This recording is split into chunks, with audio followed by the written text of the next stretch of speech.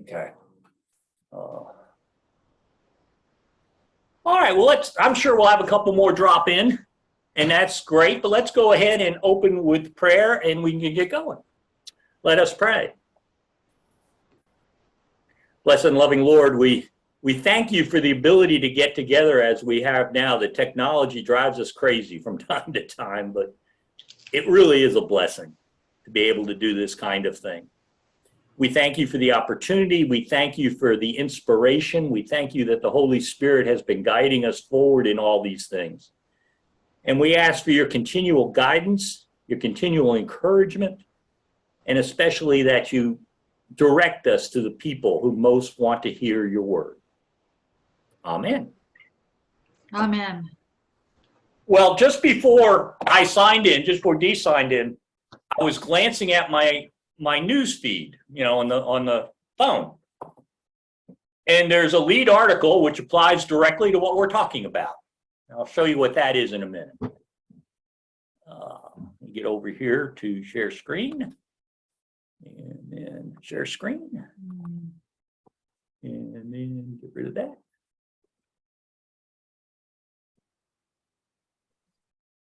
From beginning. And then that. All right.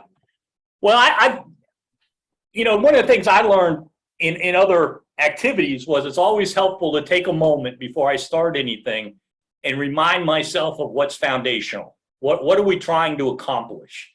And in this case, to remind ourselves, we're not trying to get people to attend the Blessing of the Animals. We're trying to make friends that over time we can get to be, have a really important conversation with. And I know you're probably sick of seeing this slide, but I just really want to remind you, I had 2 emails today about this kind of thing, about people feeling overwhelmed and stuff. And that's the worst thing that can happen. It's better to do something well than get overwhelmed and either just stop or not be able to do much of anything.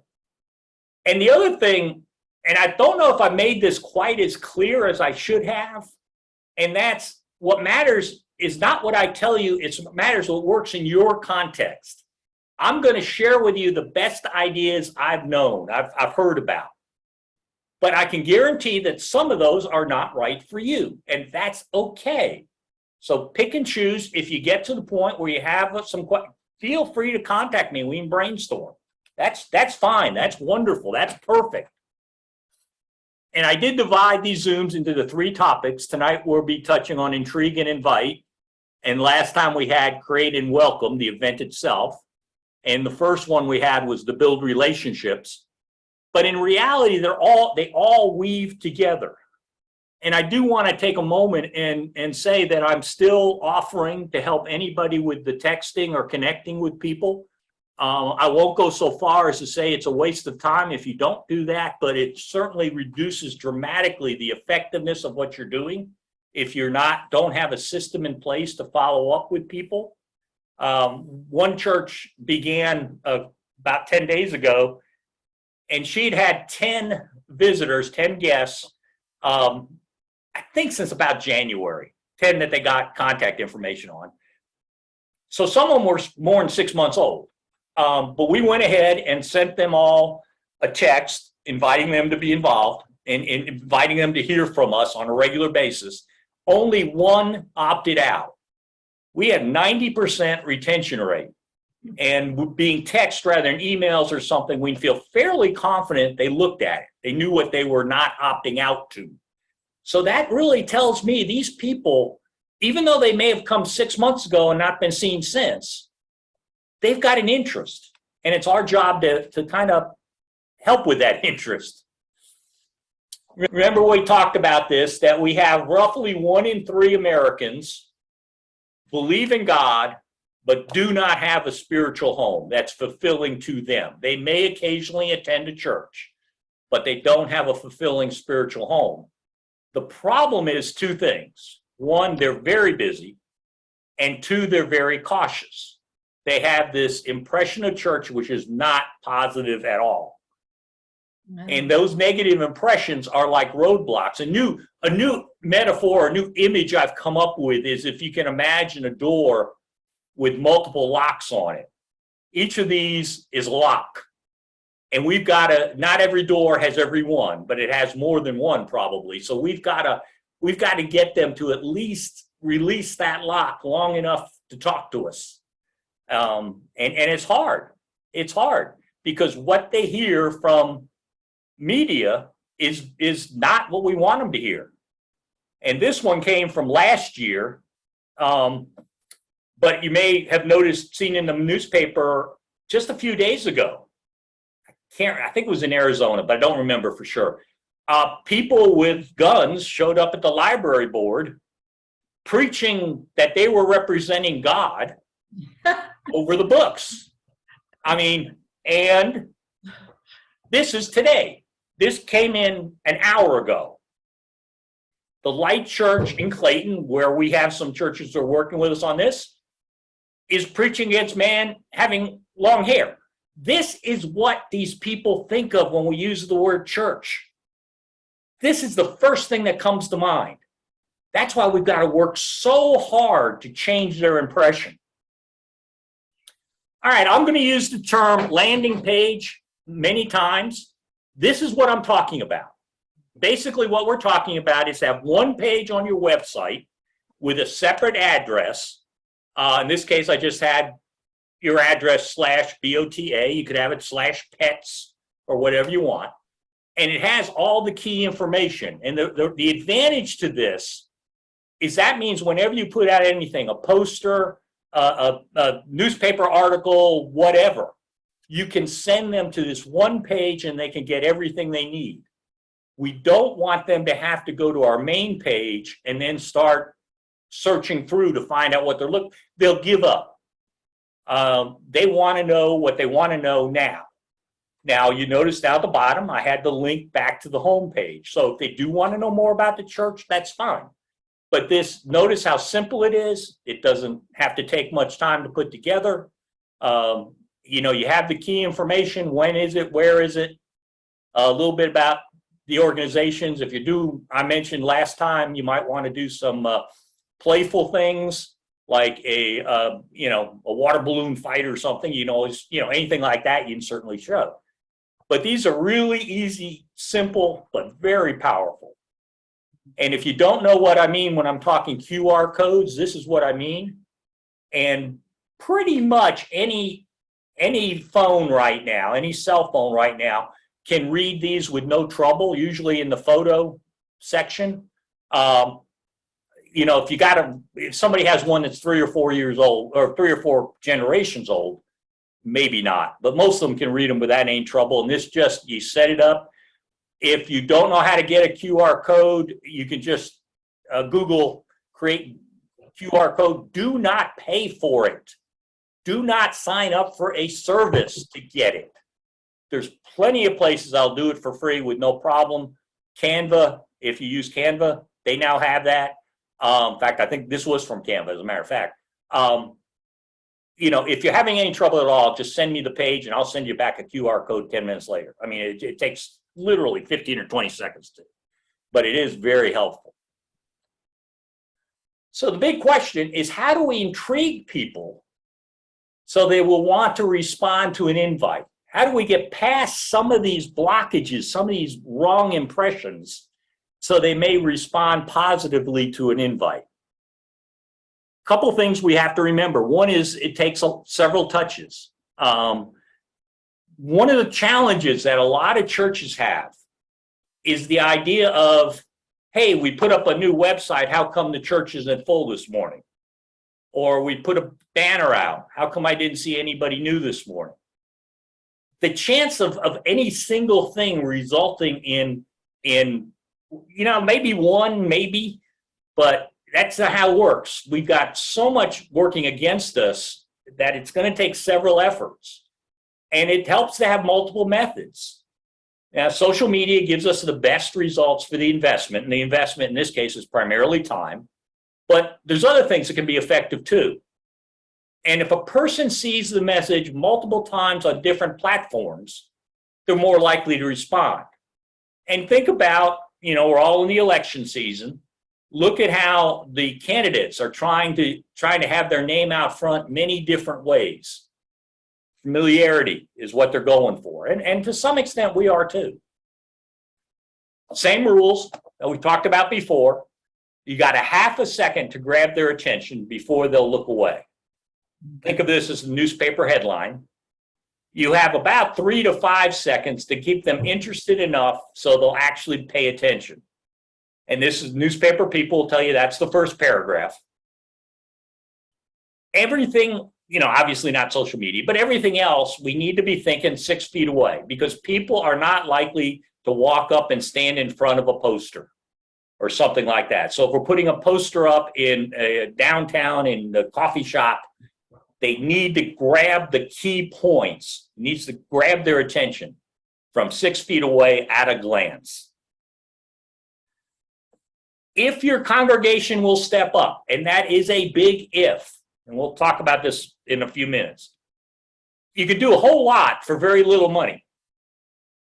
So one of the questions is, who in your congregation do the other people look to for guidance and leadership? Every congregation has a few people who, if something's proposed, everybody looks in their direction to see what their opinion is. Who are those people? Find a way to get them, if not involved, at least positive toward what's happening. Find out what impresses them. What are they interested in? One angle that works a lot is excuse me, I'm really proud of our church. I wish more people knew about it. And a lot of times these leaders will react to that and say, well, this is how we want to get them to know more about it. For some, it's we need more people or we need more young people or whatever.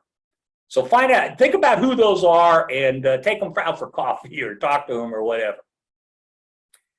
We're going to begin with non-social media. But remember, when I'm talking about the graphics, it's best even. Not only can they be used in multiple platforms, on a poster, on a Facebook page, on a banner, it really is helpful if they do. If you got what's essentially a logo, a single image that you're just going to use over and over again, that's good. That's not being lazy. That's good.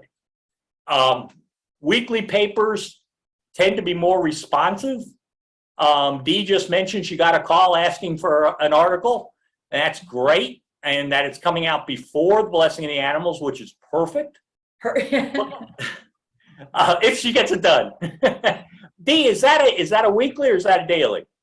Oh, no, this is Tarboro. This is actually the monthly magazine. Okay. So it'll be, but it includes pictures, which is cool. And I have pictures from last year that look bigger than it was. That's what you do. Think next time you're in the grocery store, there's usually a little shelf with specialty newspapers. There's usually one in many towns. There's one about entertainment, and there may be others. You don't know. Pick one up and look through it. Some of them will run general articles in addition to their specialty. Okay. Another great way to feed it. Calendars in your media can be helpful, and many will post weeks in advance. I know our one here in Greensboro is already posting to the 1st of October, events that'll happen in the 1st of October. Look into what order they post. If they're posting in alphabetical order, start with the letter A. The phrase you'll hear me use tonight, you come up with your own, is a pet festival and blessing. Start with the A. Get up the front. Come up with an engaging title. It's sad. It ain't even shocking. It's sad how many announcements go out, and not just from churches, businesses, where the date, time, and place aren't included. It's just, you're wasting your time, obviously. Use all the words they'll give it to you, and that's going to vary from publication to publication. But don't limit yourself to the print media. Google your town and the word calendars, and also all the towns, and you have to decide how far, say 10 miles around you, because some of them have internet calendars. Facebook events, another possibility, can be very effective. It's easy to do. I mentioned the landing page. Try to put together a up to 60-second video and send that along anytime you send anything in, a news release or whatever. Even the weeklies and probably the monthly are now doing electronic platforms. They don't have anything to show. This is brand new to them. If you give them something, they'll use it. Don't ignore the AM radio stations. Yes, I know everybody says nobody listens anymore. Well, if nobody was listening, they'd be dead. They're here. Now, probably in this area, 2/3 of them are ones I don't want my name associated with. So you need to have somebody listen in for a little while on each of them before you decide which ones you want to send something to. All right, media, news release and articles. Again, the weeklies are the most likely to respond. And for that reason, you want to write the news release so it's effectively an article. Make it easy for them. And I've actually got one drafted out I'll send to you soon where you can just fill in the blanks, or you can throw it away and do your own thing, whatever. I just want to make it as easy as I can for you. Emphasize visuals. Newspapers are visual. The photos Dee just mentioned. TV is, of course, visual. And on Saturday and Sunday, TV stations, particularly in smaller markets, can be looking for some easy local interest feel-good story. These are, by the way, almost always now done by stringers, not non-employees. And what will happen is somebody will show up with a camera, and they'll be the cameraman and the reporter and all that. And I'm going to send you out a little what to do on the day of the BOTA for those people. Again, send photos and short videos. Those are more teasers for them in the case of TV. These are the kind of images you'll be able to record. Think about this. Think about asking a TV person to be the master of ceremonies for the non-liturgical part of the day. Maybe they draw for the gifts or whatever. Think of a couple things they can do. Because if they do, that TV station will mention them several times, probably particularly on the early show the next day, the morning show. It's just a good way to very easily get some extra bang for your effort. This is a pretty good image of what that person is like who you're sending a news release to, particularly now. Even the dailies, they've cut staff so bad. They're going crazy. And they have 10 different things they're supposed to be handling all at the same time. And what we want to do is we want to find a hook down there in that lower right-hand corner, a word, a phrase, a photo that takes us out of the mess and gives us something in half a second that grabs their attention so they want to spend more time on us. This is a news release, is part of what I'll send you. And I don't remember who came up with a paw-inspiring experience last year. I kind of like it.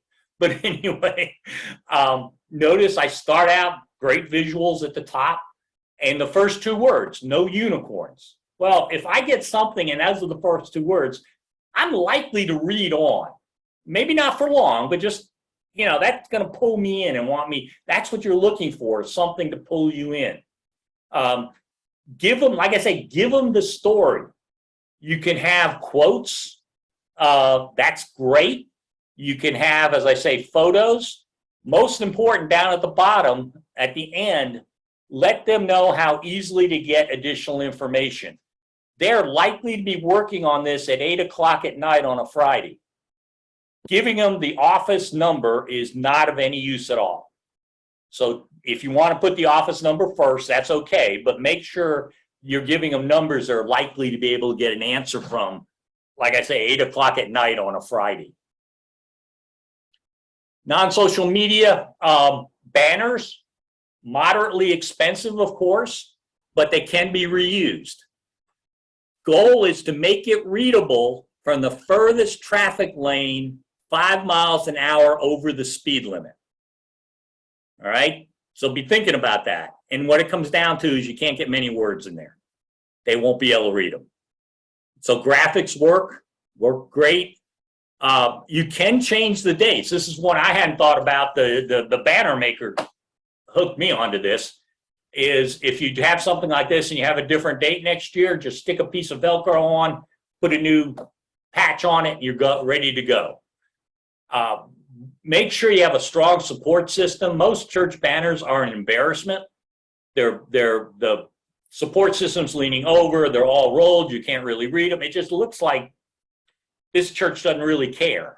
This is one from Greensboro, North Carolina that I really like. They put a couple of 4x4s up. That's probably a little heavy, more than you actually do need, but they're certainly not going to go anywhere.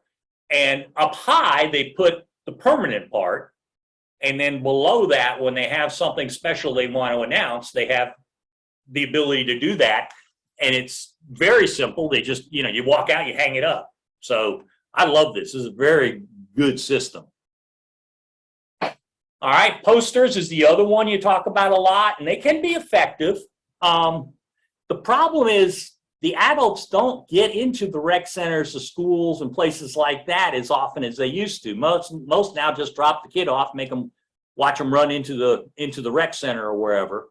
So finding good locations, dog park certainly, any of your vendors, dog groomers, vets, that kind of thing, and even if, for example, a vet cannot attend but is supportive, they may still put up the poster. Walking trails may or may not have rules about those. I'm not telling you to break the rules, but the truth of the matter is it's unlikely they get pulled down in a hurry. So you make the call. Major apartment complexes usually have poster areas next to the mailboxes. In that case, you're probably going to have to cut it down to about a quarter page, certainly no more than a half. And just something I found worked well was spray them both sides with clear varnish. Anything that's going to be put outside, it just helps to protect. Heavy rain, it's not going to, but if it's just a mist or something, it really does help.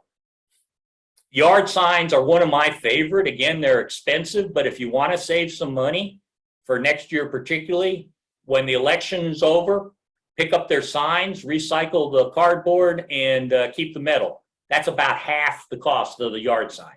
So you cut the cost of them about in half. These are a lot more flexible where you can put them. One good location is the place where parents are waiting to pick up their children at school. They're sitting there for 30, 40, 45 minutes, and then when they they move slowly, so they got plenty of time to read it. Dog parks, walking trails, driveway to the pet store, any place like that. QR codes work really well there because they generally have a chance, particularly like at a dog park. People are there and they can go up and get the QR code on their phone. There's some specific stuff. We'll be talking in a minute about the general posts, but 2 to 3 weeks before your blessing of the animals, I would ease off on anything else unless there's something particular your church is doing, obviously. But and really start to focus in on the blessing of the animals. I like 2 to 3 Facebook posts a week is probably plenty. You can easily make your text stand out, and I will send you something on this. This is the website, coolsymbol.com that I use. Shirley, make a note of that I don't forget to send that out, please. And, I'm going to show you a little more about that.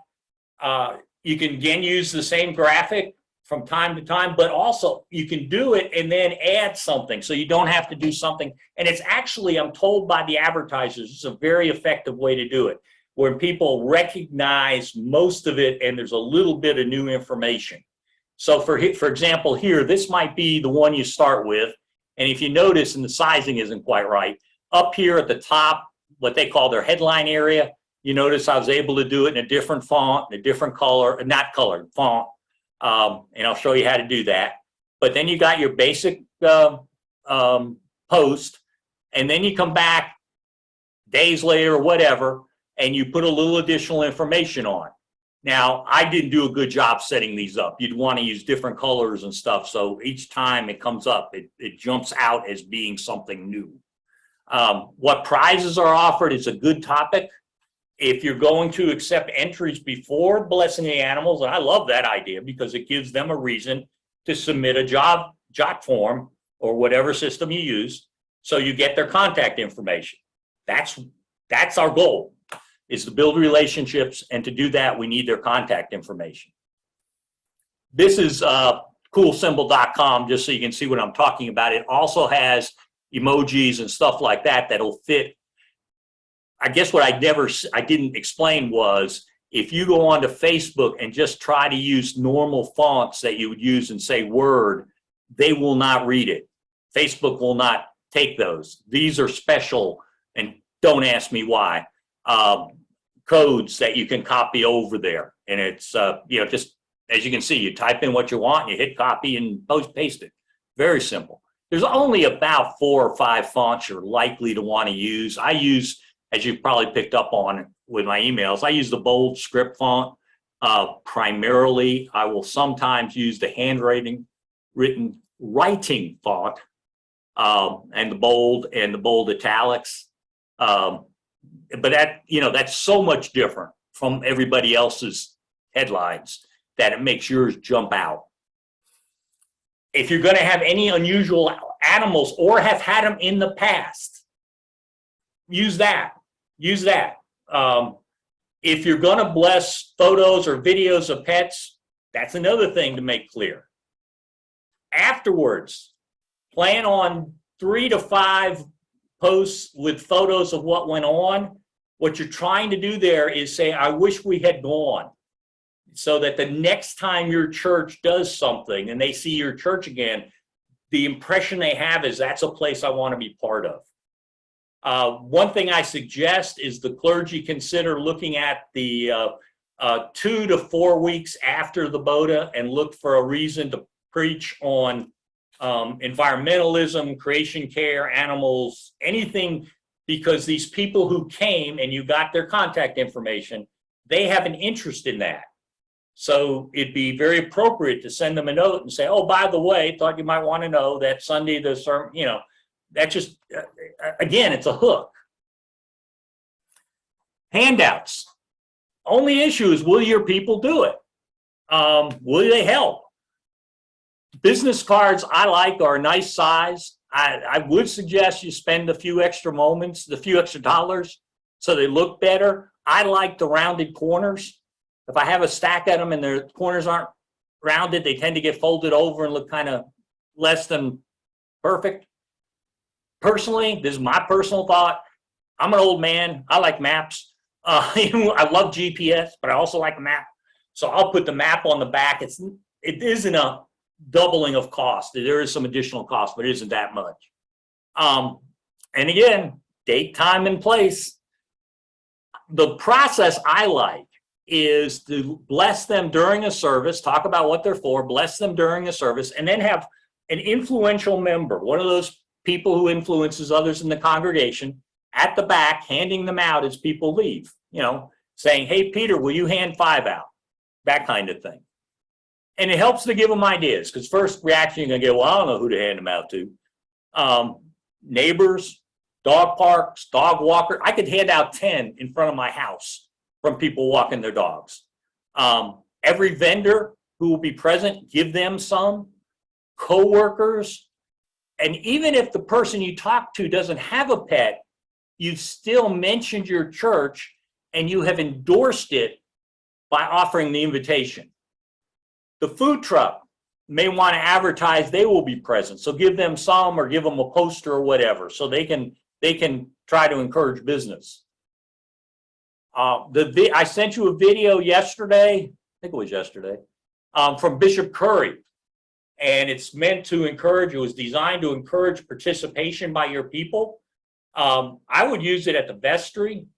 If I had the physical setup to do it, to use it as the beginning of a sermon, I would certainly use it and then talk about reaching out to people.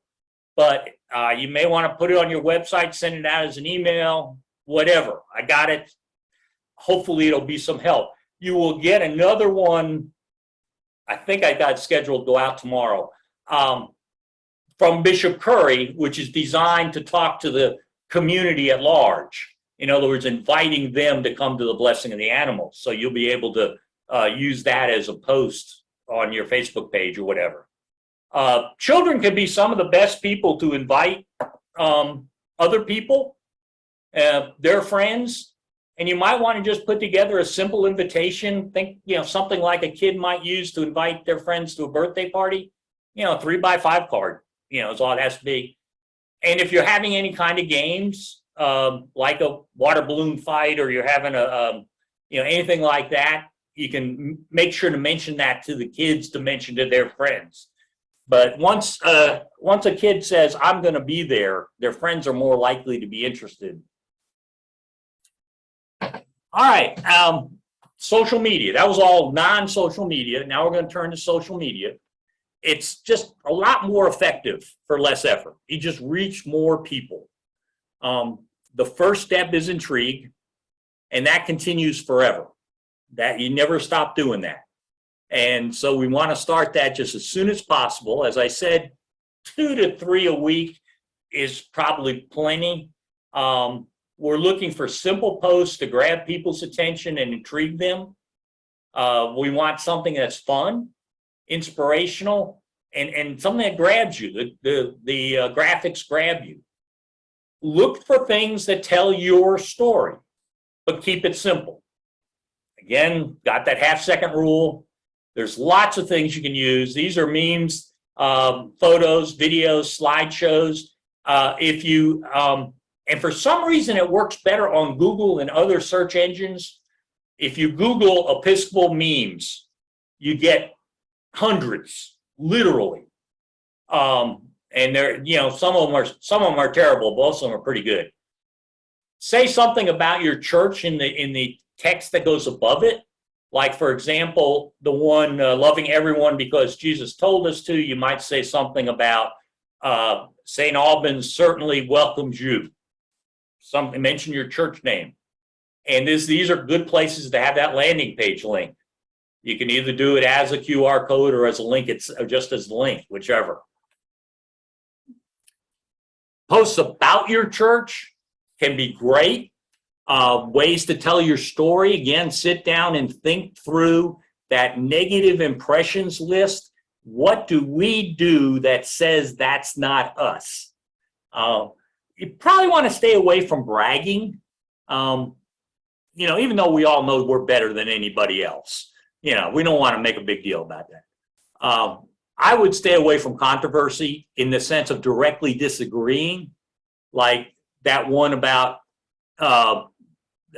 cutting the people's hair, the men's long hair being sinful or whatever he was saying. I never did understand his disagreement. But anyway, I wouldn't say they're wrong. What I might say is we welcome people no matter what they look like. So kind of subtly saying they're wrong. And again, that's going to get a lot of play in your community. So if you're there, that's a great time to make that point. Videos, slideshows, I've gotten more and more impressed with using slideshows rather than videos. They're just a lot easier to get done. And if you need, I can happily show you what I use, but you can then record a voice along with the slideshow. And it's just easier to get done. One good question is go to, say, the recipient of the food pantry and ask, what difference did our ministry make? You don't want them to say thank you. That comes out manipulative. But you can have them say, my 3 kids wouldn't have any meals this weekend if it weren't for this bag of food I'm carrying out. Something like that. I mean, you're not making you're not bragging or anything, you're just showing. Always make sure your church name is there and why, if there's a reason for the photos. And never have a photo of an empty building. You always want people. If you look at the photos on most our websites and our videos of our sermons, of our services and stuff, most of them make it look like nobody has ever been in that building. That's not the impression we want to give. And never a photo of buildings with doors closed. The doors are slammed closed. That doesn't say you're welcome. that says this place is closed. So if you're proud of your church building, which is great, just do something in the space. Be doing something in the space. I'll show you a couple in a minute. That also shows the building. Group photos work really well. If you can come up with a reason to have a bunch of people standing around and have a photo of that. Now that violates the half-second rule. But what will happen is it'll grab people's attention and they'll look to see which of their neighbors they see in the photos. And watch next time you see a crowd scene from your community if you don't do that. Here's just three I just yanked out that help. On the left-hand side, this gentleman in the Boy Scout uniform is known by half the people in Mount Airy. So his face, people will stop and say, oh, what's going on with him? The next one, I'm sorry for that bar. That was a long story. That was my mistake. I forgot to correct it. But this is what I was saying about do something and show the inside of your building. This is Grace in Clayton, North Carolina. And the outside of their building, it's a Quonset hut. It's an old metal warehouse Quonset hut. And so they try as often as possible to show that the inside is very different. So what this one has, you can't read it, but it says, please send us your prayer requests. And then the next one is just talking environment and that kind of thing. Just saying they paid to plant 5,000 trees. Very simple, very direct, but also very effective. This is what I meant about closed doors. Look at the two of them. You know, the one on the right would be even better if you had a couple people, not blocking the picture of the inside, but maybe standing off to the side or something. But still, the one on the left says this place is closed. You know, we're not open for you. The other one says, no, you're welcome here. This is kind of what I'm trying to get at. And if you go to invitewelcomeconnect.com, they've got some very good things. One of the things they talk about a lot is your church a group of friends or a friendly church? The point is that if you walk in and you've been there a while and everybody's just also friendly, seeing friends and talking, but anybody new comes in and they're ignored, that means it's a group of friends. It's not friendly church. So these first two, particularly the one in the middle, there's no place for me. I have no place. Now, the one on the left, if they had just spread the people out and maybe had an empty chair, that would be different. The one on the right, that looks like, hey, there's a group wanting to talk to me. Image, impression. We said way back at the beginning, people make decisions based on impressions much more than data. This is a series I like, and it works on most of our churches. Dee, this would work great for you. You recognize our building or our cemetery or our grounds, but do you know us? And again, it's better if there's actually some people there, but it's just the way it generates curiosity. Anytime you can use a question mark, you will dramatically increase the involvement of people looking. It's just natural. If somebody says something to you and it's a question, you are much more likely to respond. And it works on Facebook as well as it works person to person. Short videos I mentioned are good. I think one of the best is about communion, and I have actually a little setup and instructions on how to do one. And it's a great way to show the inside of your church. Active youth, probably want to make sure you have at least verbal permission, depends on your church's policies. Anything about your primary ministries, try to mention how long it is. If you look down the lower left-hand corner, what is the Episcopal Church? 2 minutes. People are more likely to look at it if they know the length. You can post it directly. I like putting it on YouTube and doing the link to YouTube just because I can get better information about how many people looked at it and how long it was looked at and stuff like that. You can get a lot of that off of Facebook too. If possible, add a form to ask questions. And I said before, I like Jot form, but there's others. And that gets you the contact information. And if you do get it, if they respond for any reason at all, send them a note back. Don't hesitate.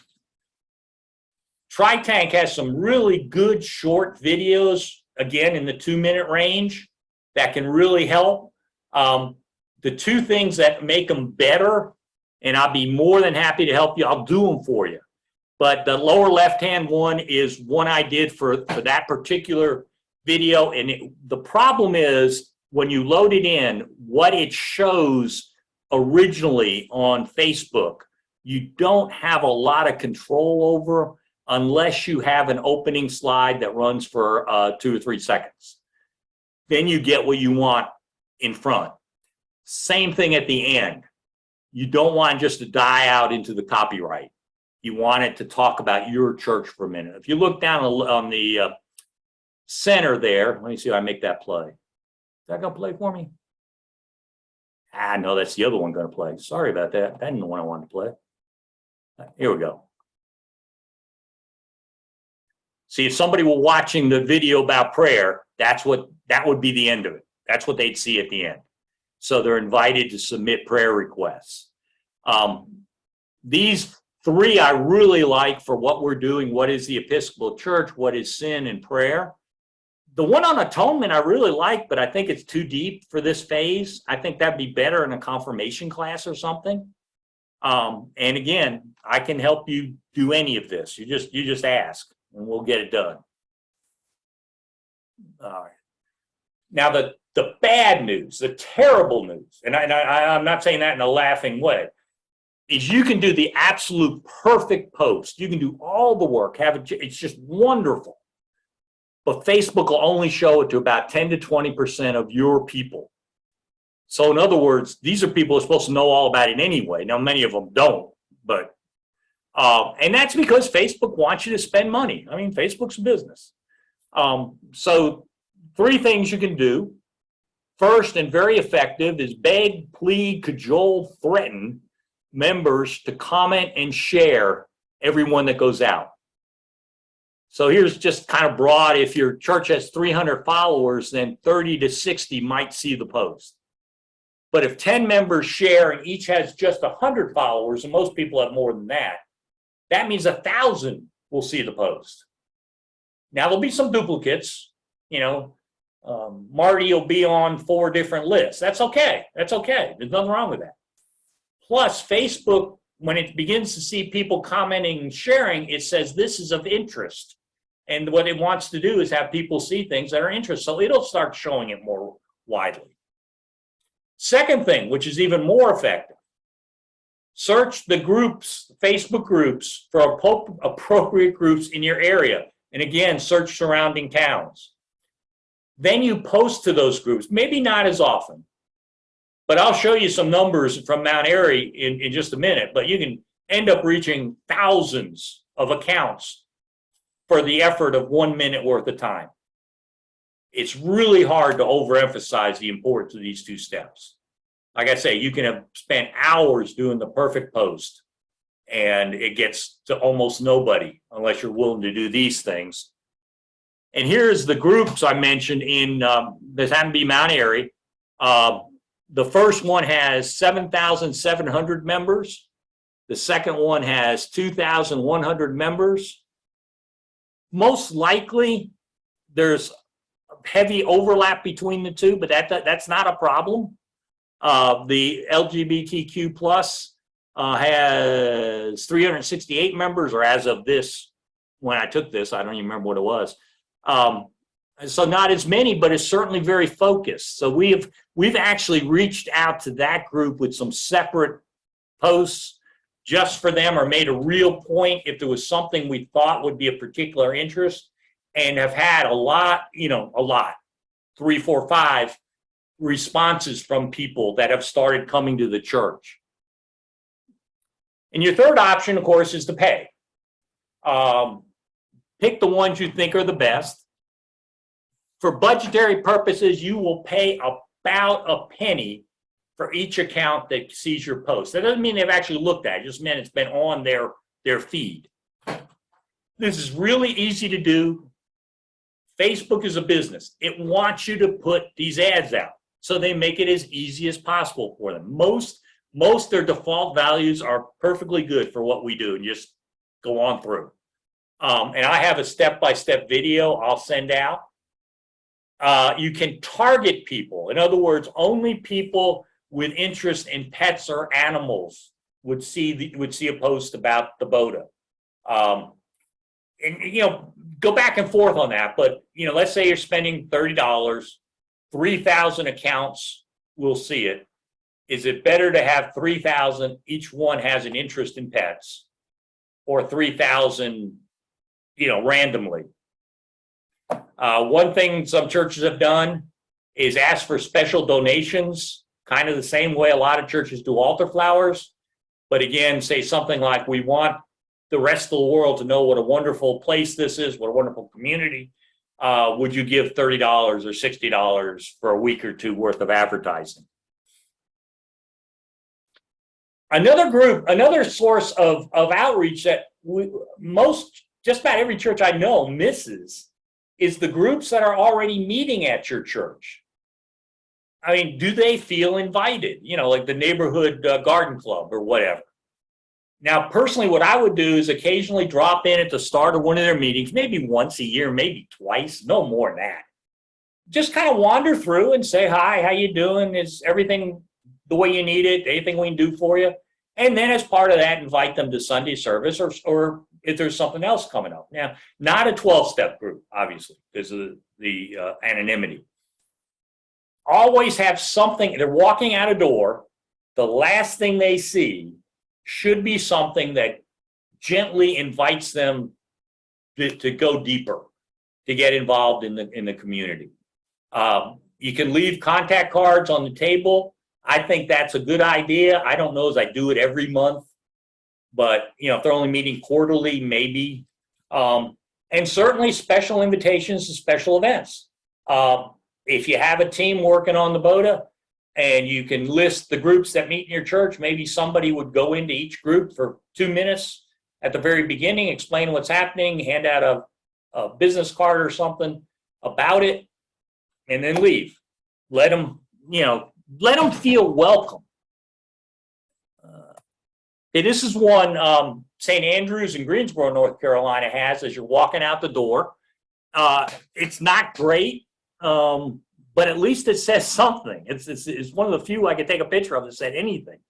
One of the problems with this one is there's lots of jargon.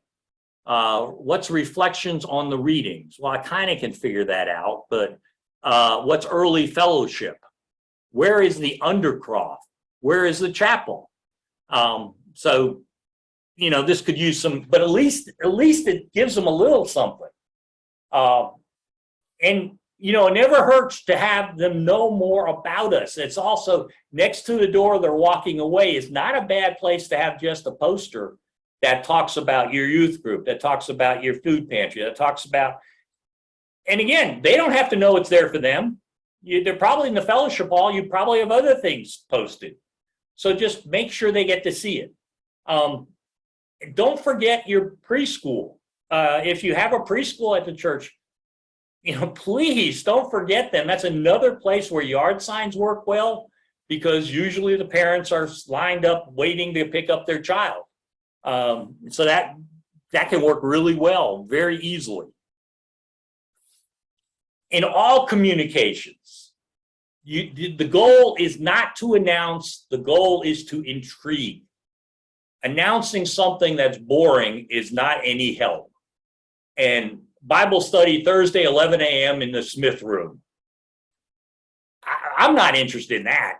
And, maybe a member might be of interest, but the chance of a non-member being intrigued enough to show up to something they know nothing about, and on top of it, where's the Smith room?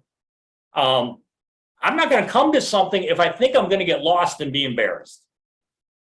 So find something to say. I love these two. He did actually a series of them, but I love the little girl. I mean, I see that, I'm going to stop my scroll on Facebook and I'm going to see what that's about. And when I see the top five weirdest things, geez, I'm going to read about that. And then the other one, the 3 most intriguing characters in John. Again, I'm gonna look at that. I'm gonna find out about it.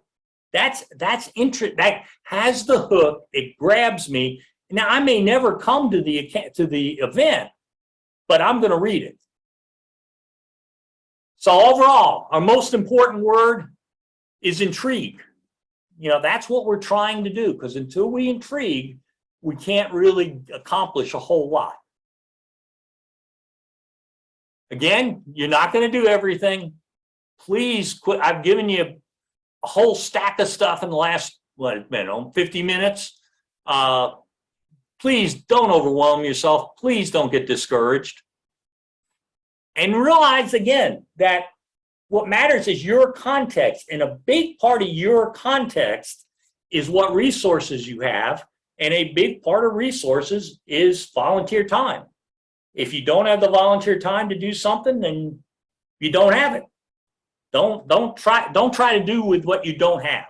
That's just going to cause stress and failure. Have fun. I know that sounds a little, are you kidding me? This is a lot of work. I can't have, no, try to have fun.